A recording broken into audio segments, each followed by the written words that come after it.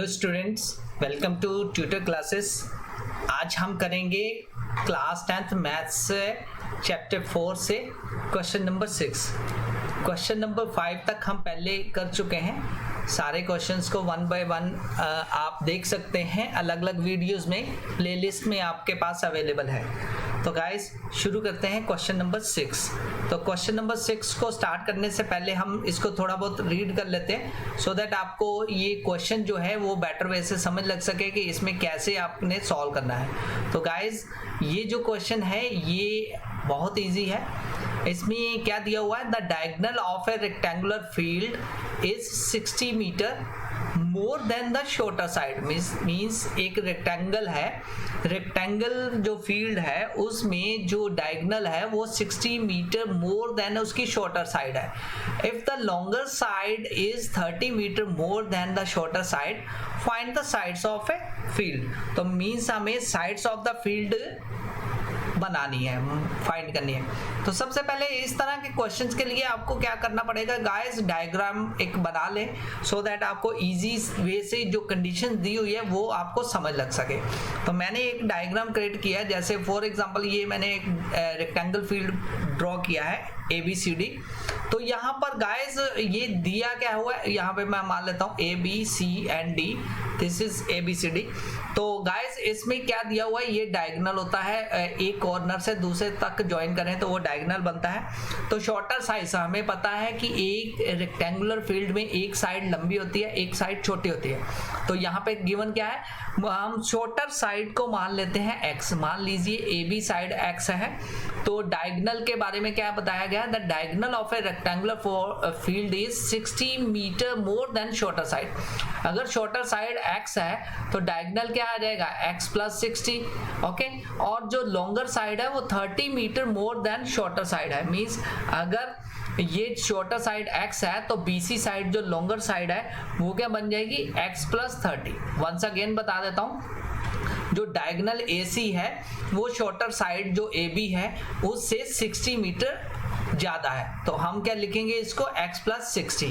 Okay, और second जो दिया हुआ है लॉन्गर साइड BC वो उससे 30 ज्यादा है। मींस AB जो शॉर्टर साइड है उससे 30 ज्यादा है। तो गाइज ये आपके सामने फिगर है, तो इसको ध्यान से देखें क्योंकि हमें पता है रेक्टेंगल में जो ईच एंगल जो होता है 90 डिग्री का होता है। तो यहाँ पर 90 डिग्री का आ जाएगा तो ये पाइथागोरस बन जाएगी, मतलब AC स्क्वायर इक्वल टू आ जाएगा AB square plus BC square. तो इसी के इसी मेथड को यूज करते हुए हम x को फाइंड कर सकते हैं। तो मैंने सबसे पहले माना let shorter side equal to x। तो शॉर्टर साइड को मैंने x मान लिया, तो इजी वे से ये मेरा क्वेश्चन सारा सॉल्व हो जाएगा। तो यहाँ पे देख लेते हैं, शॉर्टर साइड मेरी x है तो x किसके बराबर है, यहाँ पे AB के।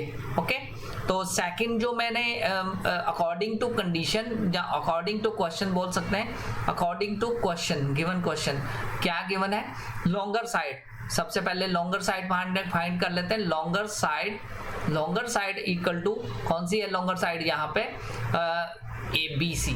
ठीक है, तो BC की वैल्यू क्या है, x plus 30 according to question. अब डायगोनल यहाँ पर क्या है गाइस, डायगोनल यहाँ पर है AC। तो AC की वैल्यू क्या है यहाँ पर, x प्लस 60। अब हम बात करेंगे इन ट्रायंगल ABC। ठीक है, राइट एंगल एट B। ठीक है, तो राइट एंगल है तो अकॉर्डिंग टू पाइथागोरस, तो मैं क्या लिखूंगा, अकॉर्डिंग टू पाइथागोरस थ्योरम को मैंने इंप्लीमेंट किया तो वहीं से मैंने इसको सॉल्व किया। पाइथागोरस क्या आ जाएगा, यस यहाँ पे आ जाएगा AC का स्क्वायर इक्वल टू आ जाएगा AB का स्क्वायर प्लस BC का स्क्वायर।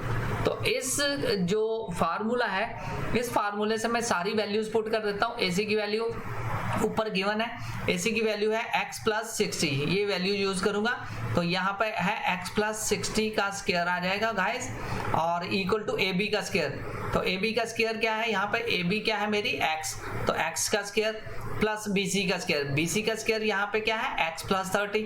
तो मैं लिख दूंगा x प्लस 30 का होल स्क्वायर। तो इसको खोल लेता हूँ इस सारे होल स्क्वायर को, तो ये बन जाएगा मेरा x स्क्वायर प्लस 60 का square 3600 plus 2 times A B, A plus B का होल स्क्वायर से खोलूंगा, 2 times 60 multiply by yes 2 times 60 multiply by X, तो ये आ जाएगा 120x। दूसरी साइड भी खोल लेता हूँ सारी equations, x square plus x square plus 30 का स्क्वायर आ जाएगा 900 plus 30 multiply by 2 multiply by X, तो ये आ जाएगा 60x। तो अब मैं इस जो क्वाड्रेटिक इक्वेशंस बन रही हैं, मैं सारी x की वैल्यू एक साइड ले जाऊंगा सारी इक्वेशंस को, सो दैट स्टैंडर्ड फॉर्म में ये इक्वेशन बन सके। तो जब मैं ये वैल्यू ले जाऊंगा x square plus x square, 2x square बन गया इस साइड, थोड़ा सा बना देता हूँ, प्लस 900 प्लस 60x।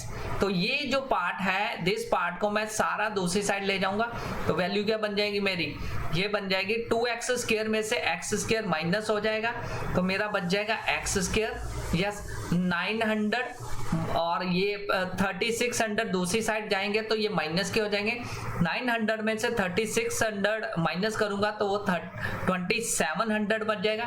और ऐसे ही 60x है, उसमें से 120x यस 60x जो है उसमें से 120x जो है ये पॉजिटिव है, एक 60 और 1 यहाँ पे ध्यान से देखिए, तो 60x में से 120x जो माइनस किया जाएगा तो ये बन जाएगा माइनस का 60x। ठीक है, तो मैं इसको एज इट इज लिख देता हूँ, माइनस का 60x, ठीक है, माइनस का 2700 इक्वल टू 0। अब ये जो इक्वेशन बनी है इसको मैं सॉल्व कर लेता हूँ सो दैट मेरा आंसर आ जाए। तो इसको गाइस सॉल्व कर लेता हूँ, दोबारा लिख देता हूँ, इसको फैक्टराइजेशन से सॉल्व कर लेंगे, X square minus 60x minus 2700 equal to 0। तो गाइस अगर ध्यान से देखा जाए तो मुझे प्रोडक्ट जो है वो चाहिए 2700, मिडिल टर्म सप्लिटिंग मेथड या फैक्टराइजेशन मेथड से इसको मैं सॉल्व कर लूंगा। मुझे सम सब्ट्रैक्ट करूं तो मुझे 60 चाहिए और प्रोडक्ट मुझे चाहिए 2700, तो ये बन जाएंगे 90 और 60 का। मैंने इसको मिडिल टर्म को सप्लिट किया, माइनस का 90x प्लस का 30x, तो ये मेरा इन दोनों को मैं प्लस माइनस करूंगा तो मेरी वैल्यू आ जाएगी माइनस की 60x। तो अगर मैं मल्टीप्लाई करूंगा तो मेरा 2700 आ जाएगा, तो माइनस का 2700 इक्वल टू 0। तो यहां से मैं x कॉमन निकाल लूंगा तो मेरे फैक्टर बन जाएंगे x माइनस 90 और सेकंड में फिर मैंने x कॉमन निकाला तो x प्लस 30, तो यहां से 30 आ जाएगा। तो गाइज इक्वल टू 0, तो यहाँ पे x माइनस 90 इक्वल टू 0 इधर और x की वैल्यू आ गई 90। दूसरे केस में x प्लस 30 इक्वल टू आ गया 0 और x की वैल्यू आ गई मेरी माइनस 30। तो इग्नोर कर दूंगा माइनस की वैल्यू, तो मेरी जो रिक्वायर्ड वैल्यू है वो आ जाएगी 90।